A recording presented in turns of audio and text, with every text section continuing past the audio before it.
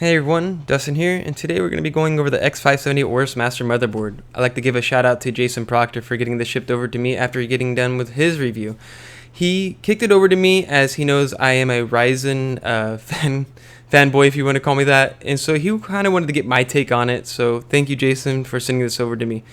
So I'm coming from an Aorus Gaming K5, and I was already looking at the X570 series just because of the new improvements that came from it.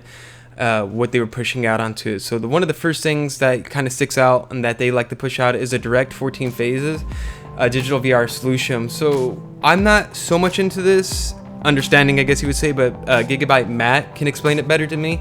But it was just a really big deal. It's a more robust power solution for the motherboard, and it was nice to see that they took the time to drop that in here for a Ryzen board, especially an AMD board. Another thing that they were really big on was the advanced thermal design, or what they call the direct touch heat pipe.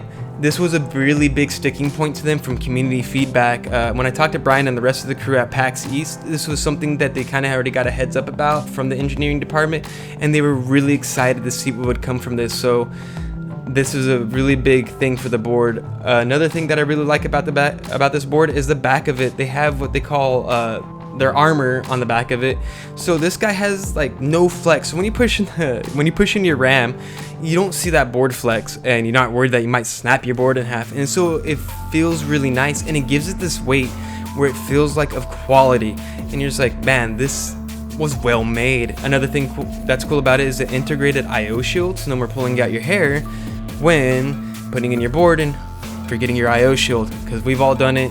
I don't care what you say, admit it. You know, you done it. And another cool thing is the RGB. So on the Gaming K5, it was really out there, and why I love my RGB from my Gaming K5, I love what they did it on this board. It's really subtle.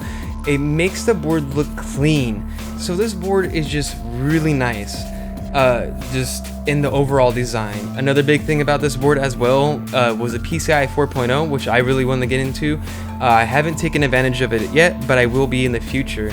But overall, the design is just really nice. Brian Parks and Jason Proctor, also a shout out to them for sneaking over an AMD Ryzen 3900X behind my back. So I got to pair that up with this master board, and I can tell you it's a match made in heaven.